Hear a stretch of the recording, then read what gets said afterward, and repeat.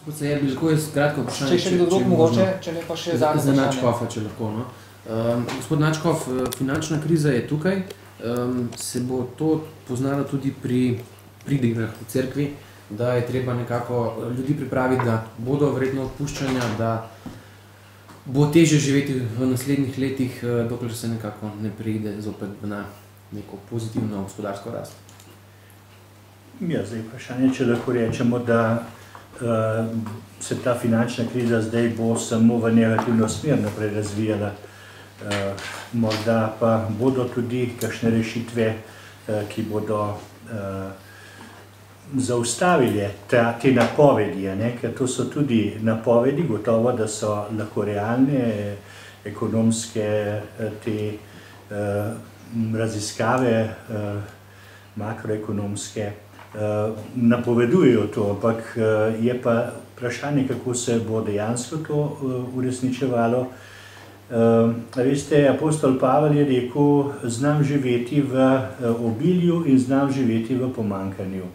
Torej, tudi takrat, kadar živimo pač v nekem takem težjem stanju, mi vidimo tukaj, da je v nekem širšem načrtu to tudi vključeno. In morda danes posebno ta Evropa ima vsega v preobilju, tako da pravzaprav mladi ljudje že nimajo nobenih kakšnih posebnih perspektiv.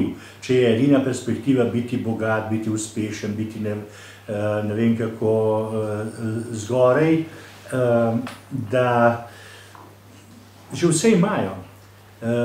Medtem ko vidimo, da ravno to zunanje bogatstvo velikokrat oblikuje potem enega zelo revnega človeka, zelo šibkega, medsebojne odnose, veselje do življenja, to, kar bi se morali v enem takem urejenem okolju zelo veseliti, ampak tega ni.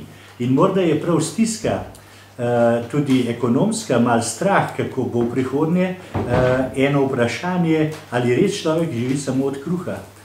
Ali je morda še kakšna stvar, ki je še bolj potrebna, kot pa vsakdanji kruh. Čeprav je to zelo dragoceno, vsak dan molimo, Oče naš, daj nam danes naš vsakdanji kruh, ampak kaj je tisto resnično, kar človek potrebuje, to je pa veliko več kot kruh. Hvala lepa. Hvala lepa. Če sem še tukaj dodati, namreč ste vprašali, če bo cerkev kaj, če bo to kaj obravnavali.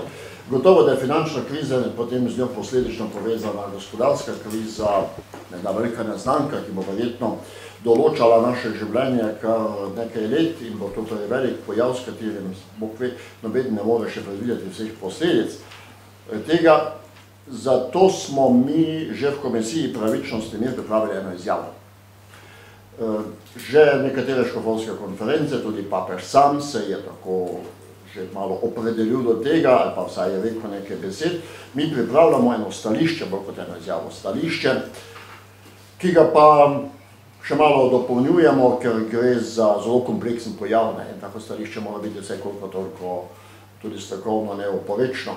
Tako da smo v pogovoru z nekaterimi finančniki pri čim bolj natančnem, pa čim bolj takem pravem strokovno neoporečnem diagnosticiranju te krize.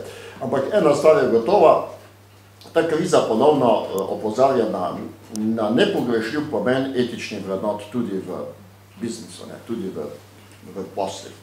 Business ethics je danes zelo aktualna in ravno v pogovorih tem je bilo izpostavljeno, da mnoge finančne in druge velike gospodarske družbe na raznih sestankih imajo skoraj vedno tudi eno točko posvečeno etiki poslovanja. In ta kriza je nastala kot posledic, kot odsotnost etičnih vrednot ob pomanjkljivi regulaciji v Ameriki in ob pomanjkanju etičnih vrednot, nepoštenju, neodgovornosti, iskanju hitrih dobičkov in podobno. Češ, jaz sem tako velik, da če bom to tvegano operacijo uspel, bom časno zaslužil, če pa bom propadel, sem pa tako velik, da me bodo gotovo reševali. Mislim, to je neodgovorno zanašanje na solidarnost in podobno. Skratka, tu so bile v ozadju gotovo vzroki te krize, tudi etični vzroki, se pravi pomanjkanje teh etičnih vrednot in etične drže tudi v poslovnem svetu. Tako da, to je ena stvar gotovo. Mi smo že lansko leto, v tem času, proti koncu oktobra lansko leto, je Komisija Pravičnost in mir izdala eno izjavo o nevarnosti pretiranega zadolževanja. Tista izjava je šla popolnoma mimo. Nihče je ni objavil, mislim, samo Gorenjski glas. Noben drug je ni omenil, ker pač ni bila tako politično žgečkljiva, ni bila neč tako, če ni bilo to aktualno. Mi smo že takrat na to upozorili. Zdaj pripravljamo torej novo izjavo in tokrat upamo, da bomo organizirali tiskovno konferenco. Upam, da bo to v par dneh ali par tednih in vas takrat že danes vabimo na tiskovno konferenco. Hvala lepa.